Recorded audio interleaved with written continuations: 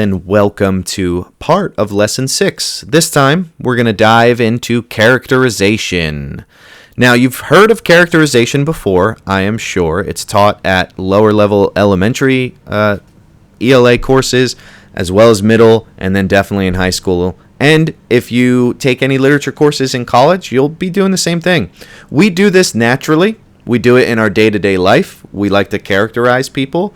We look at how they're dressed and we make some assumptions based off of them, whether wrongfully or rightfully. We analyze speech. We analyze patterns of behavior. We want to take those same intuitive skills that we have and put them onto literature.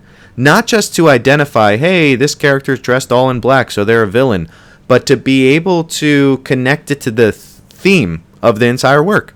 And so we're going to dive a little bit into characterization here. I'm going to teach you a little bit of it, and then we're also going to practice at different stations. Now, this is online, so you're not actually traveling to stations, but I will ask you to pause the video at times so that you can identify the type of characterization that's being given there and pull out the main stuff from fictional passages that I came up with the help of AI. So here we go. Characterization.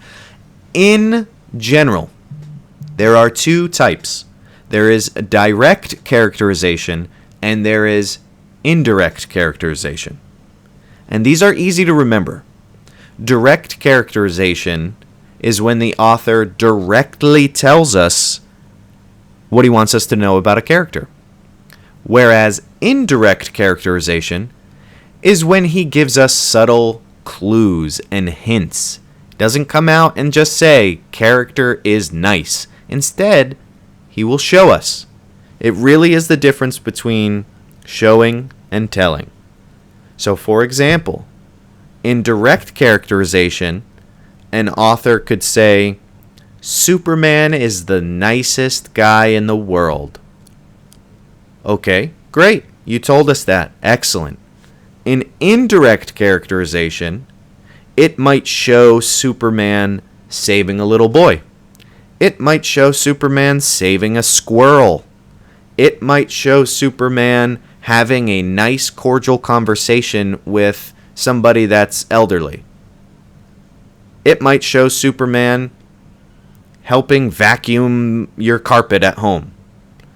I think you guys get the point. It is not coming out saying Superman's nice. Instead, it's going to show us through his actions that he is nice. And it might also do it by showing it through his costume, the blue and the red, the lighter colors, right, to kind of signify peace and, being nice, right, being kind. As opposed to if he was wearing all dark and all black, it might inspire fear instead of optimism. So those are little hints about characterization. So if we were writing a book, we would definitely want to have more indirect characterization than direct. If there is too much direct characterization, then the author is kind of taking a cheap way out, right? If there's too much telling us what we're supposed to think about a character and not showing us, it kind of takes away from the magic of literature. So let's look at some examples piece by piece. There is a helpful acronym that I want you guys to all know if you don't already, and that is S.T.E.A.L. S.T.E.A.L. And each letter of that acronym stands for something that allows you to look at a particular facet of a character in order to better understand them and analyze them. So, like I said, for indirect characterization, we deal with S.T.E.A.L. Direct characterization, there is some nuances to that. There is reasons for doing that at times, especially with like side characters. We might not always have the space, or the author might not have the space to show us that a character is evil if the character is only going to be in the book for one page or one particular scene, right? Again, indirect characterization is preferable, but there are times for direct characterization. And so here you have speech, thoughts, effect on others, actions, and looks. And some of these are certainly easier than others. For the most part, most characters are going to have multiple of these come through. But perhaps you have a character in a book that doesn't actually talk. That is still analyzing speech, right? The lack of speaking, if that is important to the text. can be analyzed, right? The lack of speech is speech itself, kind of. But if you have other characters where that's kind of inconsequential, it doesn't really matter, then you're not going to analyze the speech. Maybe you get their thoughts, or maybe you only have their actions and looks. You get to analyze what the author gives you. If something's not there, then obviously you can't do it. So think about The Alchemist right now. Do we have the characters, or especially the protagonist's speech? Does he say words? Does he interact with people? Do we get his thoughts? Do we get his private thoughts, like that only he is saying aloud to himself, or that the author's giving us, or that he's thinking inside of parentheses of the text or whatever? Do we see his effect on other people when he's interacting with them? Do they walk away feeling happy? Are they frustrated with him? Do they like being around him? His actions. What does he actually do while on his journey? What does he actually do to the people around him? How does he behave? And then also looks. What does the character look like? How does the character dress? And is that important? Listen, sometimes a character is going to dress a certain way because the author couldn't really come up with anything else, or the author wanted to make somebody look like their mom or their dad because that's the image of a parental figure that they had in their mind. But other times, an author is specifically going to choose clothes that lead us to an analysis of a particular character. So if somebody is dressed very fancy, and they also happen to be like an arrogant, rich jerk, right? That kind of meshes, right? So, S.T.E.A.L, great acronym. Use it, remember it. You're going to be using it for The Alchemist. So if you were going to a station, and you can pause the video here in a moment.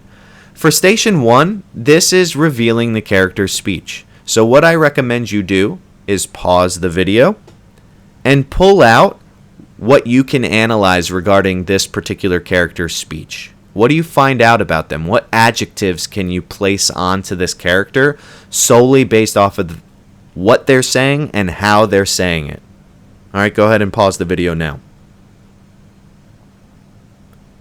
All right, assuming that you paused the video, we are now going to read this real quick. "I can't believe you did that," Sarah exclaimed, her voice rising with each word. "You never think about anyone but yourself. Every time something happens, it's like the whole world has to revolve around you. We're all trying our best here, but you just don't care. Don't you get it? We're a team, but you act like you're in this alone. You never listen, you never ask for help, and now look where we are." Sarah crossed her arms, breathing hard, her eyes flashing with frustration. So we have a lot going on. Obviously, we're missing the context over what happened, but you can clearly point out that in this speech, Sarah is angry. Look at the amount of exclamation points.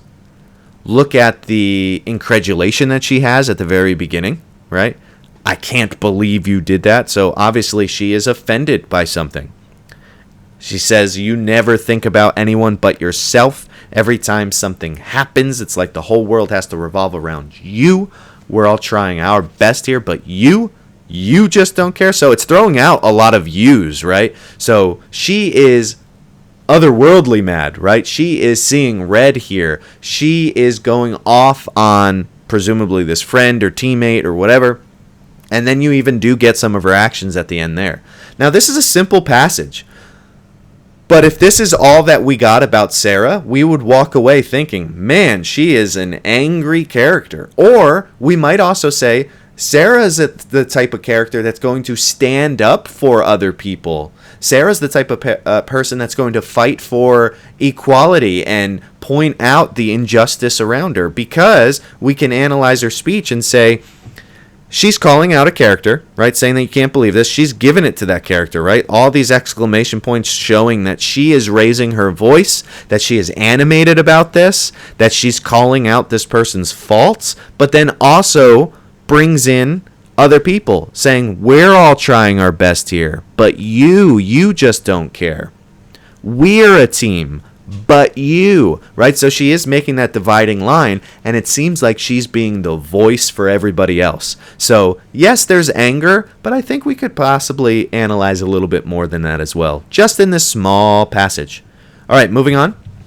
Thoughts. Go ahead and pause the video and do that same thing. See what thoughts are coming out about this character, and what would you potentially say in an analysis of this character's thoughts. What do you learn about the character, whether good or bad? Go ahead and pause the video now. Alright, assuming that you paused the video when I said, we're going to go ahead and go through this one quickly. As Tom lay in bed, staring at the cracks in the ceiling, his thoughts raced in 1,000 directions. What if they never forgive me? Now, remember, these are his thoughts. He's not necessarily saying this out loud. He's not interacting with anybody. He's not having a dialogue here. What if they never forgive me? He wondered, his chest tightening at the thought.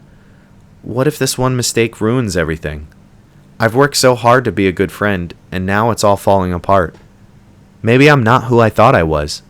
He shifted, pulling the blanket tighter around him as if it could protect him from the weight of his guilt. What if I'm always the outcast now? What if this is who I really am?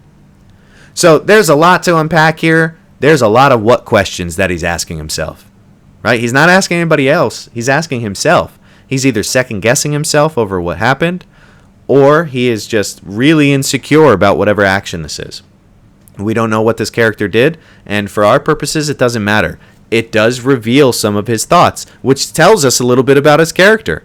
Right? Imagine if his thoughts weren't, what if they never forgive me? What if this one mistake ruins everything? What if I'm always the outcast now? What if this is who I really am? He seems concerned that whatever he did that was wrong makes him a bad person. Right? So, yes, we could say, Tom is worried and he's insecure. He's worried about whatever action he did. Yes, that is certainly true in this passage. That is part of the analysis. But if you want to go a little bit deeper, you can then start analyzing how Tom, in second-guessing himself, in asking himself these questions, he's really being introspective. He's really seeking forgiveness. He doesn't want to be an outcast, but he's also afraid that this is his identity now. And that would likely tell me that it's probably not his identity. Based on these thoughts, especially that last one, I would kind of say, yes, Tom is insecure, he's worried, he's anxious. Absolutely. That's part of his characterization here. But I would also say that deep down, Tom seems to be a pretty good friend and a pretty good person, because he's actually wondering if the mistake that he made can be forgiven, and the mistake that he made, if it's his identity or not. If he was a terrible guy, his thoughts would not be, what if they never forgive me? It might be, what am I going to be outcasted now? How dare they? Like, it wasn't even that big of a deal, right? The evil character Tom in that situation would be having those thoughts instead. So these thoughts do reveal a bit about that character. Let's go to the next one. This is effect on others. In other words, look at all the people that this character interacts with and deals with. What do they think about the character? I always like to say in my classroom, imagine if a student came into the room. How do all the other students respond to that one student? Are they happy that they're there? Are they dapping them up? Are they saying hi to them? Are they sharing their snacks with them? Are they laughing with them? Or, as soon as they walk through, are they kind of making sure that he doesn't get to sit next to anyone? Are they all avoiding eye contact? Right? Both of those situations tell us a lot about that student that just walked into the room. Whether or not they're considered like a social outcast and pariah, or if they're well-liked, if they're popular, right? If they have some type of beef with somebody else in the room. The effect that is had on others is very telling in characterization. So pause the video, read this passage, and do the same thing. Pull out what other people are thinking about this particular character, and how would you go about analyzing it. So go ahead and pause the video now. Alright, hopefully you did pause the video, you read it, and you analyzed it a little bit, so let's dive in together. The room fell silent the moment Jenny stepped in. It was like a shadow passed over the group. One by one, people turned away, their conversations dying mid-sentence. So already we have some pretty negative effects, right? Jenny steps in the room, and it's like a shadow passed over the entire group. Each person in that group is kind of turning away. Everybody stops talking immediately. All eyes seem to be on Jenny. We don't know why. We don't know if this is a poor reflection on Jenny, or maybe something happened to Jenny and everybody's worried about her, but we read on. Her presence alone was enough to stifle the laughter that had filled the space just moments before. Some shifted nervously, while others whispered to each other. See, so nobody's being loud at this point, right? People are nervous in their seats, kind of moving back and forth. People are worried, right?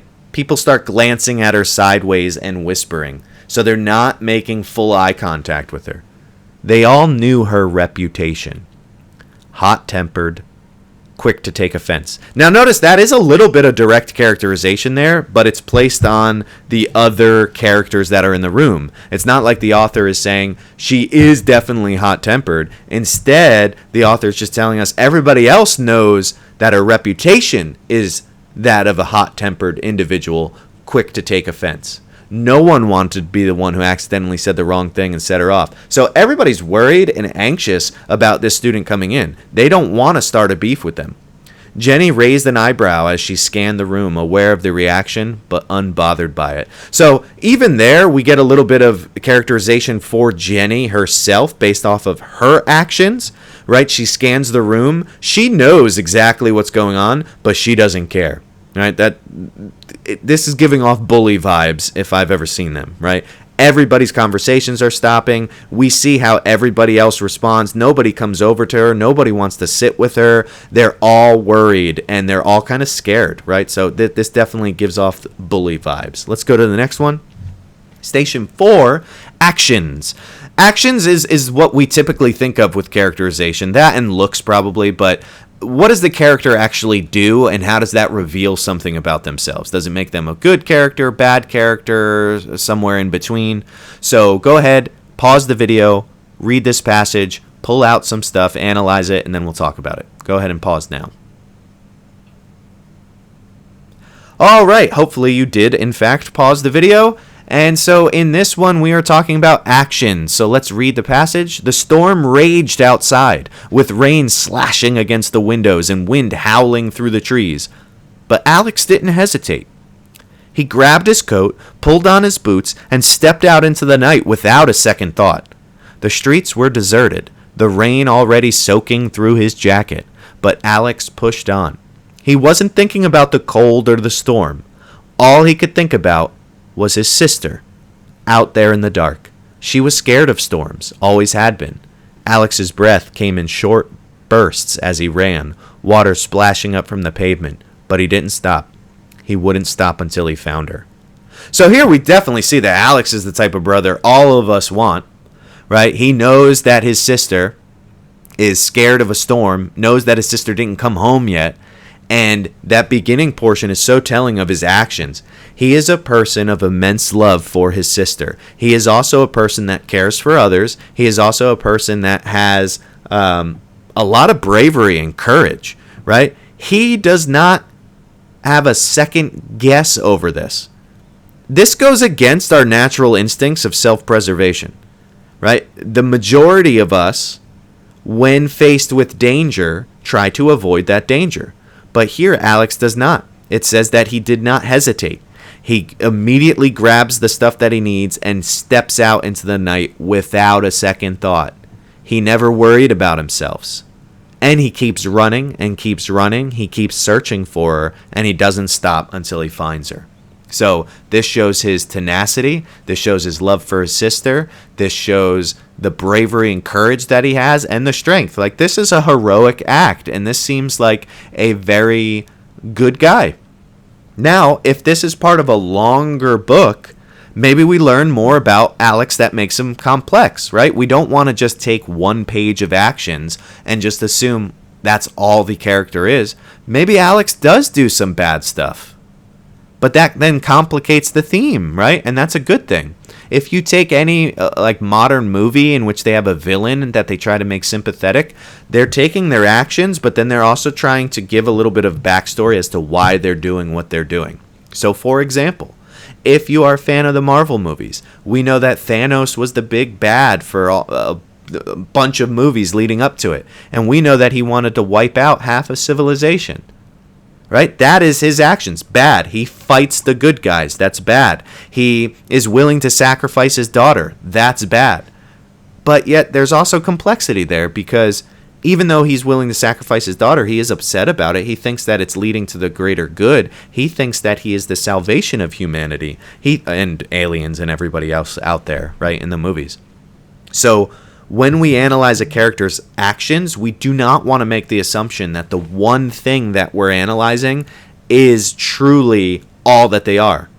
Maybe this is the first time Alex actually has bravery, right? Maybe this is the first time that Alex has done something like this for somebody else. Maybe before this, he was super selfish, but his love for his sister kind of activates his bravery. Let's move on to the next one. Station 5, looks. Go ahead and pause the video, read it, and analyze it. All right. Hopefully you paused the video. Now, looks is just as it sounds. We want to see what characters look like. Are they well kept or unkept? How do they wear their hair? Do they have piercings or not? Do they have markings on their skin? What kind of coats are they wearing? Boots? Anything. And obviously characters might change their clothes over bits in time. The easiest low-hanging fruit analysis that I can think of with this is like classical Disney villains, right?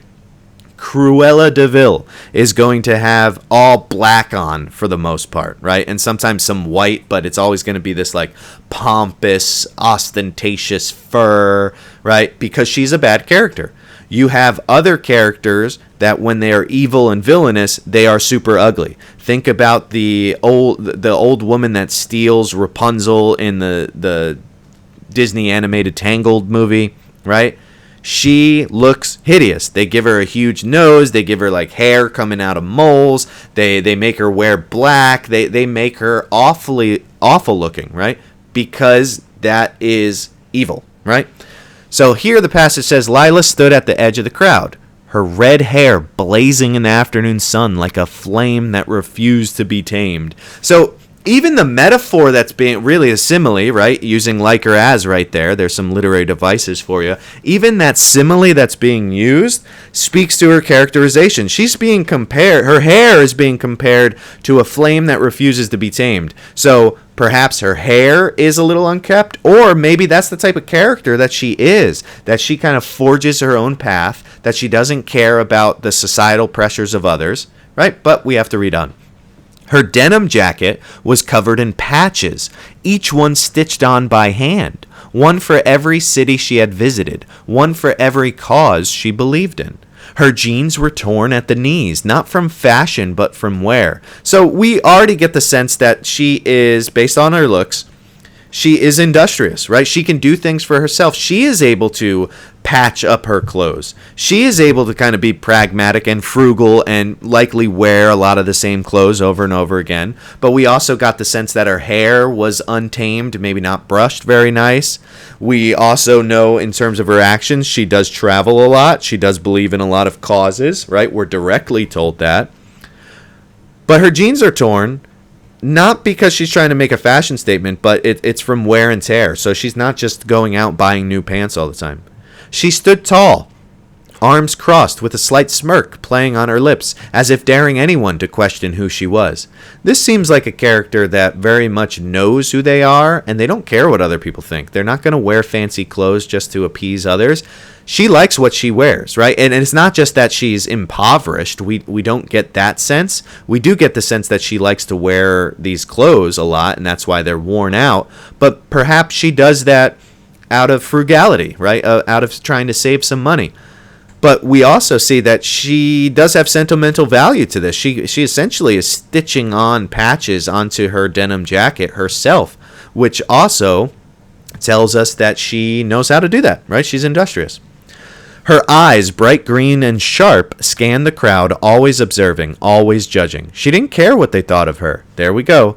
She knew exactly who she was. Notice that she didn't care what they thought of. That is a bit of direct characterization there, but everything else led us to that point. Even before I got down there, we're able to analyze what came before and said, okay, this seems like a character who doesn't really care what they look like, doesn't really care how they present themselves to everybody else. But this is also like a heroic character in the sense of she is comfortable in her own skin. She's comfortable with what she likes and dislikes, and she's not going to let anybody tell her otherwise.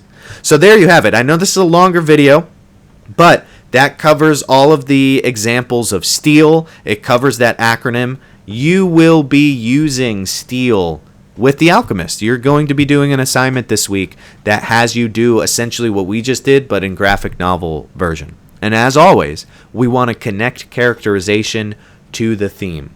So I hope this was helpful for you. You can find other videos on YouTube about this. You can find information about S.T.E.A.L online. So many English teachers use it. It is a very helpful practice for you guys to use it. So good luck on your assignment doing S.T.E.A.L for what you've read so far in The Alchemist.